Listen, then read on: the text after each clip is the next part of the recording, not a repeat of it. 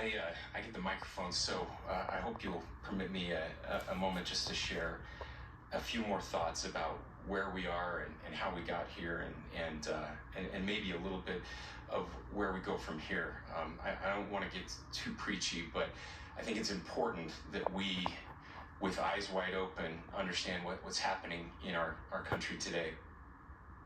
I've heard people say, well, why are we so invested in this?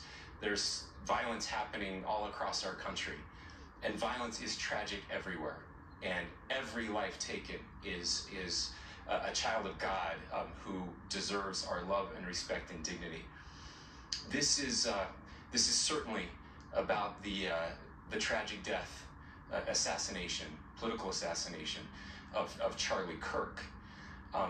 But it is also much bigger than an attack on an individual. It is an attack on all of us. It is an attack on the American experiment. It is an attack on our ideals. This cuts to the very foundation of who we are, of who we have been, and who we could be in better times. Political violence is different than any other type of violence for lots of different reasons. One, because in the very act that Charlie championed of expression, that freedom of expression that is enshrined in our founding documents, in having his life taken in that very act, makes it more difficult for people to feel like they can share their ideas, that they can speak freely. We will never be able to solve all the other problems, including the violence problems that people are worried about, if we can't have a clash of ideas safely and securely. Even, especially those ideas with which you disagree. That's why this matters so much. Over the last 48 hours, I have been as angry as I have ever been, as sad as I have ever been. And it was, as anger pushed me to the brink, it was actually Charlie's words that pulled me back. I'd like to share some of those, and specifically right now, if I could, I need to talk to the young people in our state, in my state, and all across the country. As President Trump reminded me, he said, you know who really loved Charlie? The youths. And he's right. Young people loved Charlie, and young people hated Charlie. And Charlie went into those places anyway. And these are the words that have helped me. Charlie said, when people stop talking, that's when you get violence. He said, the weak can never forgive. Forgiveness is the attribute of the strong. The only way out of the labyrinth of suffering is to forgive. Welcome without judgment, love without condition, forgive without limit. He said, always forgive your enemies. Nothing annoys them so much. A few months ago, I referenced this last night, Charlie posted to social media, when things are moving very fast and people are losing their minds, it's important to stay grounded. Turn off your phone, read scripture, spend time with friends, and remember, internet fury is not real life. It's going to be okay. He again said, when you stop having a human connection with someone you disagree with, it becomes a lot easier to commit violence.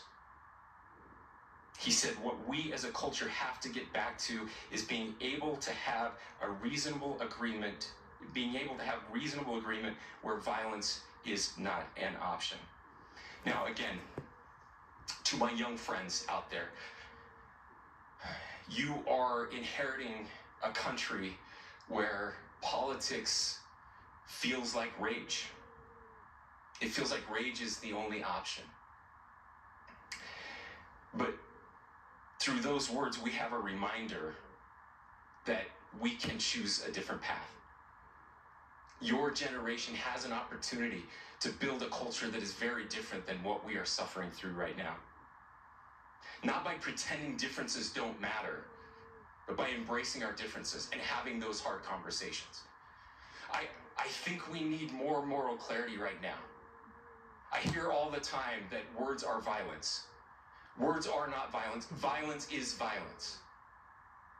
And there is one person responsible for what happened here.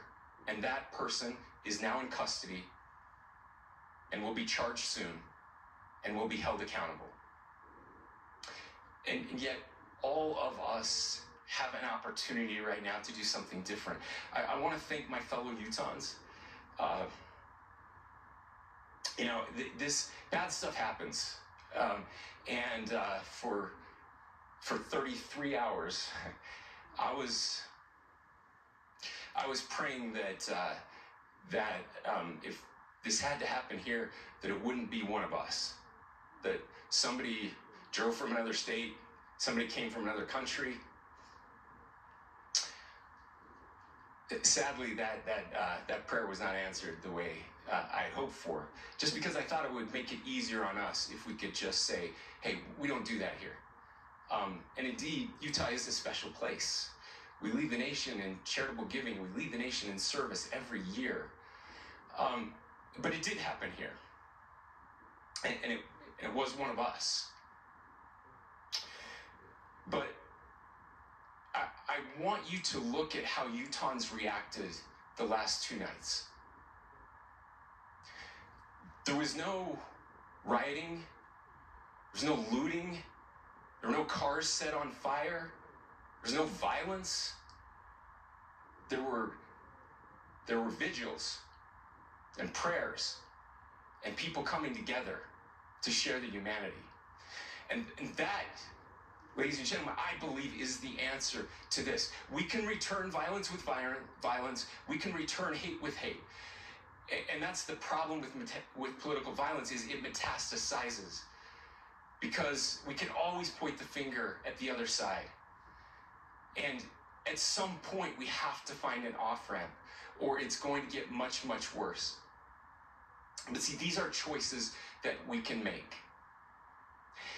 History will dictate if this is a turning point for our country. But every single one of us gets to choose right now if this is a turning point for us. We get to make decisions. We have our agency. And I desperately call on every American, Republican, Democrat, liberal, progressive, conservative, MAGA, all of us to please, please, please follow what Charlie taught me. I'll just conclude with words I share often from a friend and author, Yuval Levin, who was asked if he was optimistic about our country. And he said, I'm not optimistic. He said, I hate optimism. God, that sounds bad. But he said, optimism is a vice. It's this idea that good things are just going to happen. He said, in the history of the world, good things have never just happened. He said, I'm not optimistic, but I am hopeful. And hope is the virtue that sits between the vices of optimism and pessimism. Hope is the idea that good things are going to happen because we can make them so. I still believe in our country. And I know Charlie Kirk believed in our country. I still believe that there is more good among us than evil. And I still believe that we can change the course of history. I'm hopeful because Americans can make it so. Ladies and gentlemen, we're happy to answer any questions you might have.